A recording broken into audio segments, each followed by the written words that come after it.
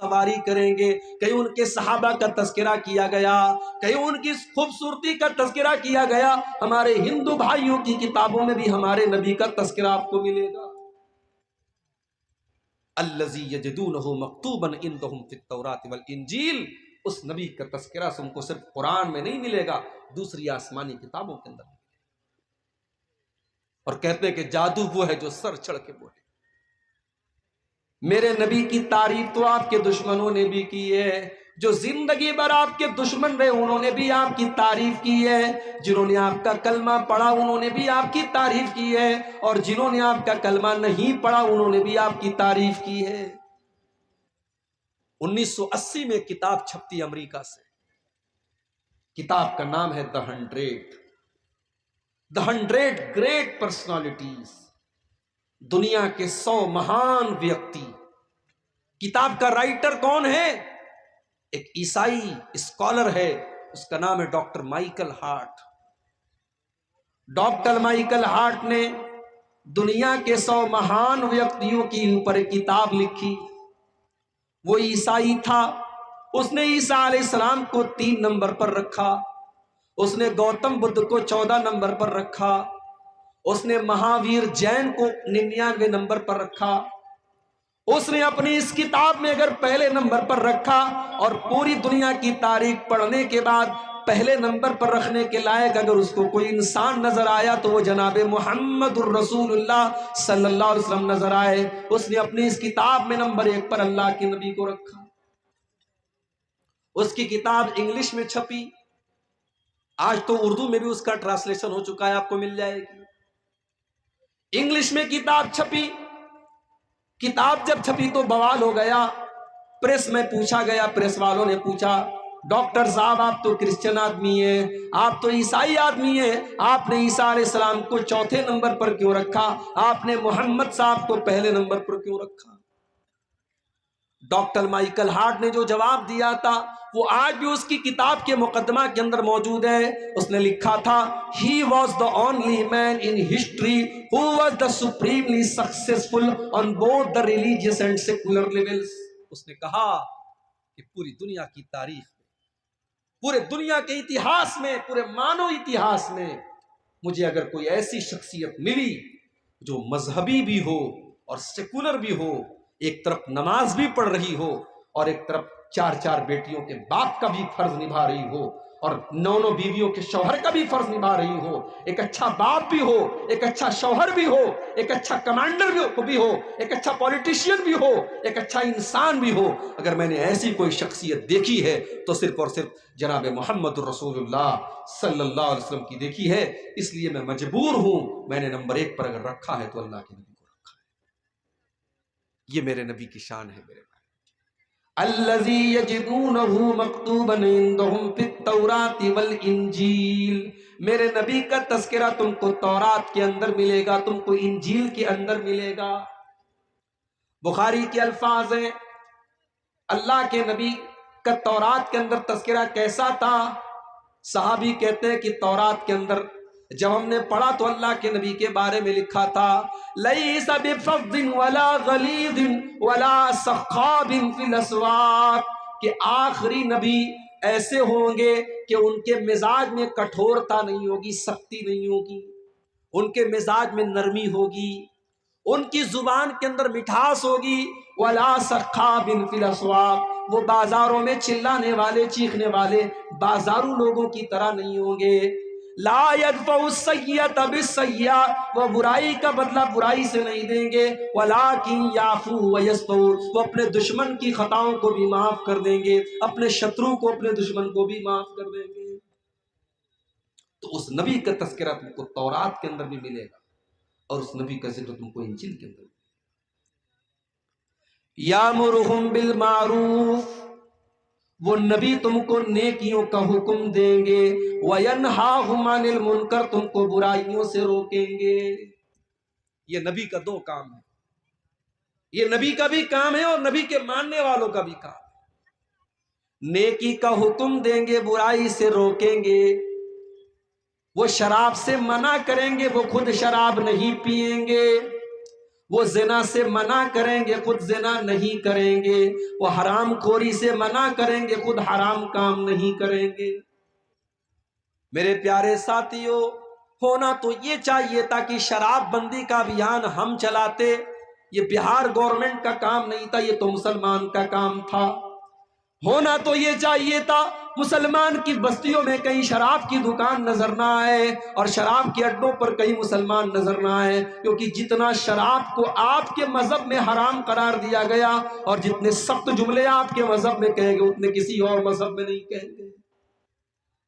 ذرا آپ وہ حدیث اٹھائیے، سنن نسائی کے اندر یہ حدیث موجود ہے، عثمان غنی رضی اللہ تعالیٰ عنہ کی حدیث ہے۔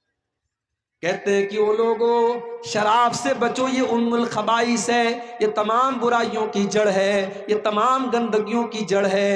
پچھلے زمانے میں اللہ کا ایک نیک بندہ تھا جو بہت نیک آدمی تھا، بڑا متقی تھا، بڑا زاہد تھا۔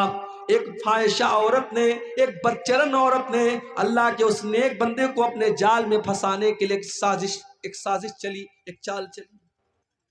اس نے اپنی ایک لونڈی کو بھیجا، لونڈی آئی، کہنے لگی حضرت میری ملکہ نے آپ کو بلایا ہے، کوئی مسئلہ آ گیا ہے، کوئی معاملہ آ گیا، آپ کو گواہی دینا ہے۔ حضرت بیچارے سیدھے سادے تھے، وہ فوراً چلنے لگی اس عورت کے ساتھ۔ سنن نسائی کی روایت ہے، اللہ کا وہ نیک بندہ جب اس لونڈی کے ساتھ چلنے لگا، جانے لگا، جب وہ گھر کے اندر داخل ہوئی، اس نے گھر کے اندر جاتے ہی دروازہ بند کر دیا، اور اندر گئی ایک اور دروازہ بند کر لیا، اور اندر گئی ایک اور دروازہ بند کر لیا۔ 7 دروازوں کو بند کرنے کے بعد آخر میں ایک چھوٹا سا کمرہ تھا جس میں ایک خوبصورت بدچلن عورت تھی، ایک چھوٹا سا معصوم بچہ تھا، اور بچے کے بغل میں ایک چھری رکھی ہوئی تھی اور ایک بوتل میں شراب رکھی تھی۔ عورت نے کہا کوئی گواہی کا مسئلہ نہیں تھا، میں نے تو چال چلی تھی تم کو بلانے کے لیے، تم کو پھنسانے کے لیے۔ اب تو 7 دروازے بند ہیں، تمہیں بھاگنے کا کوئی راستہ نہیں، اب 3 چوائس تمہارے سامنے ہے، یا تم میرے ساتھ زنا کرو، یا تم اس بچے کو قتل کرو، یا تم اس بوتل کی شراب میں سے ایک گلاس، ایک پیالہ تم شراب پی لو۔ اس نے سوچا زنا کرنا بہت بڑا پاپ ہے، بچے کو قتل کرنا اس سے بھی بڑا پاپ ہے، شراب کو پینا ان دونوں کے مقابلے میں ہلکا پاپ ہے، ہلکا گناہ ہے۔ اس نے کہا ٹھیک ہے، تم اس بوتل میں سے ایک پیالہ شراب مجھے دے دو۔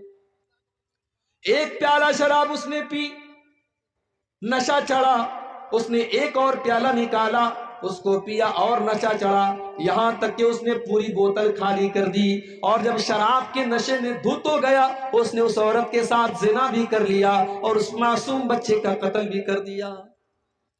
عثمان غنی کہتے ہیں، وہ لوگوں اس شراب سے بچو، جس دل کے اندر شراب کی لت لگ جائے گی اس دل کے اندر ایمان اور شراب کی لت اکٹھا نہیں ہو سکتی۔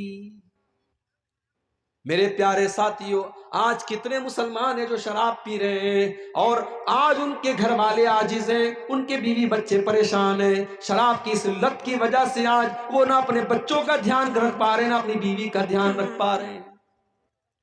میرا نبی تو ان گندگیوں سے تم کو بچانے آیا تھا، یامرہم بالمعروف، میرا نبی تو تم کو نیکیوں کا حکم دینے کے لیے آئے تھے، وینہاہم عن المنکر، تم کو برائیوں سے روکنے کے لیے آئے تھے۔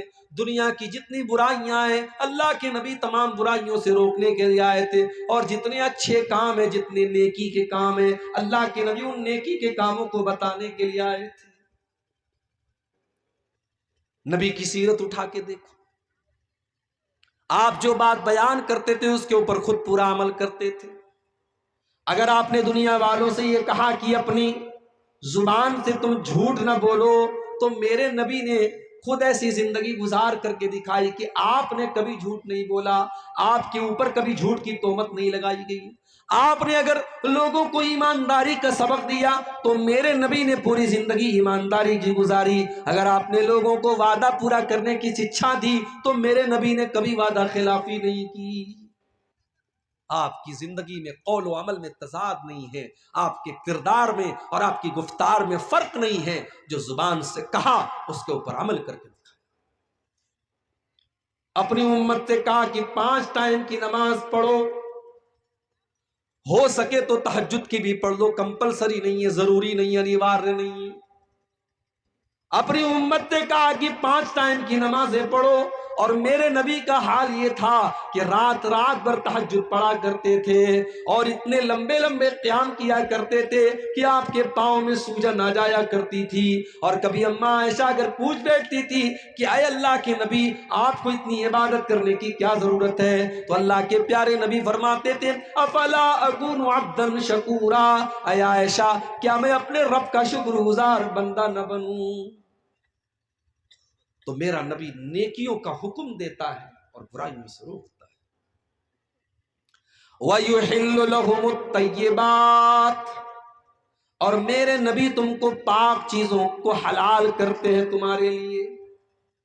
وَيُحَرِّمُ عَلَيْهِمُ الْخَبَائِثَ، اور ناپاک اور گندی چیزوں کو تمہارے لیے حرام کرتے ہیں۔ میرے پیارے بھائیوں، اللہ کے نبی کی جو شریعت لے کر کے آپ آئے، وہ شریعت کتنی پیاری شریعت ہے۔ ہم جتنی حلال چیزیں، ہمارے جتنے کھانے کے لائق چیزیں وہ ہم کھا سکتے ہیں، اور جتنی حرام چیزیں وہ ہم کو نہیں کھانا ہے۔ جانور تو بکرا بھی ہے، بکری بھی ہے، اور جانور کتا بھی ہے۔ بکرا بکری حلال ہے، کتا حرام ہے۔ کھانے والے کتے کو بھی کھاتے ہیں، سور کو بھی کھاتے ہیں، مگر ہمیں سور کو دیکھ کر کے گھن آتی ہے، کتے کو دیکھ کر کے گھن آتی ہے۔ ہمیں لگتا ہے کہ یہ خبیث جانور ہے، یہ ناپاک جانور ہے، یہ حلال ہوتا تو کتنی مشکل ہوتی۔ اللہ کے نبی جو شریعت لے کر کے آئے، اس میں کوئی گندی اور خبیث چیز ہمارے لیے حلال نہیں کی گئی، اور کوئی پاک چیز حرام نہیں کی گئی۔ جتنی پاک چیزیں وہ حلال ہیں، اور جتنی خبیث اور ناپاک چیزیں وہ حرام ہیں۔ جب کورونا وائرس آیا تھا، اس دور میں سب سے پہلے چائنا سے اس کی شروعات ہوئی تھی۔ تو چائنا کا ایک شہر ہے، وہاں بہت بڑی مارکیٹ ہے جہاں مختلف جانوروں کے گوشت بکتے ہیں۔ اس وقت جب کورونا وائرس ہمارے انڈیا میں نہیں آیا تھا، چائنا میں شروع ہوا تھا، اس دور میں میں نے یوٹیوب کے اوپر ایک ویڈیو دیکھا چائنا کی اس مارکیٹ کا، کہ دیکھوں وہاں کیا کیا لوگ کھاتے ہیں۔ یقین مانیے اگر وہ ویڈیو آپ دیکھ لیتے، کوئی کمزور دل اور دماغ کا آدمی دیکھ لیتا تو شاید الٹی کر دیتا۔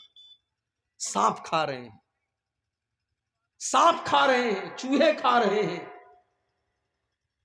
چھپکلی کھا رہے ہیں، جو سمجھ میں آ رہا ہے وہ کھا رہے ہیں۔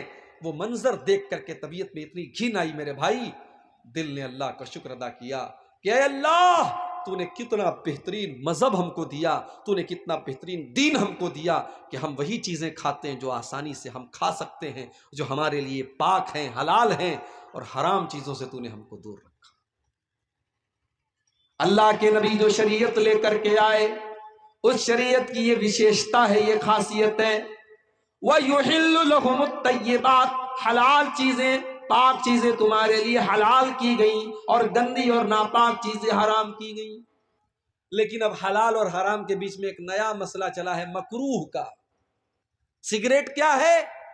کچھ لوگ کہتے ہیں مکروہ ہے۔ مکروہ ہے اسلام میں۔ مکروہ کس کو کہتے ہیں؟ مکروہ مستحب کا الٹا ہے۔ مثال کے طور پہ کھڑے ہو کر کے پیشاب کرنا مکروہ ہے۔ اگر کوئی مجبوری نہ ہو تو اچھی چیز نہیں ہے، بیٹھ کر کے پیشاب کیجیے۔ ہاں اگر کوئی ایسی جگہ ہے کہ وہاں کھڑے ہو کر کے ہی پیشاب کرنا ہے، بیٹھ کر کے کریں گے تو کپڑا اور گندا ہونے کا ڈر ہے، تو وہاں جائز ہے آپ کے۔ مسجد میں داخل ہونے کے ٹائم داہنا پاؤں اندر ڈالنا یہ مستحب ہے۔ مسجد سے نکلنے کے ٹائم بایاں پاؤں پہلے نکالنا مستحب ہے۔ اب اسی کا الٹا آپ کریں تو یہ مکروہ ہے۔ مکروہ حرام اور حلال کے بیچ کی کوئی چیز نہیں ہے میرے بھائی۔ سگریٹ کا مسئلہ آیا ہے، بیڑی کا مسئلہ آیا، تمباکو کا مسئلہ آیا، کچھ لوگوں نے اپنا الو سیدھا کرنے کے لیے کہہ دیا مکروہ ہے۔ ہم نے کہا مکروہ کیسے ہو گیا؟ بولے قرآن میں کہاں لکھا ہے کہ سگریٹ حرام ہے؟ حدیث میں کہاں لکھا ہے سگریٹ حرام ہے؟ میں نے کہا قرآن میں نہیں لکھا ہے کہ سگریٹ حرام ہے، مگر کیا قرآن میں یہ نہیں لکھا ہے وَلَا تُلْقُوا بِأَيْدِيكُمْ إِلَى التَّهْلُكَةِ، اپنے آپ کو ہلاکت میں نہ ڈالو، آتم ہتیا نہ کرو، خودکشی نہ کرو۔ سگریٹ پینے والا اپنے آپ کو بھی ہلاکت میں ڈال رہا ہے، اور جتنے لوگوں تک اس کا دھواں پہنچ رہا ہے وہ سب کو کینسر کا اور دمے کا بیماری میں ڈال رہا ہے۔ اور سب سے بڑی بات یہ ہے، بیڑی پینے والا مسجد میں جب آپ کے بغل میں کھڑا ہوتا ہے تو 3-4 آدمی کے بعد بھی اگر وہ کھڑا ہوگا تو آپ کو بدبو آ جائے گی کہ کوئی سیڑھی سگریٹ اور بیڑی پینے والا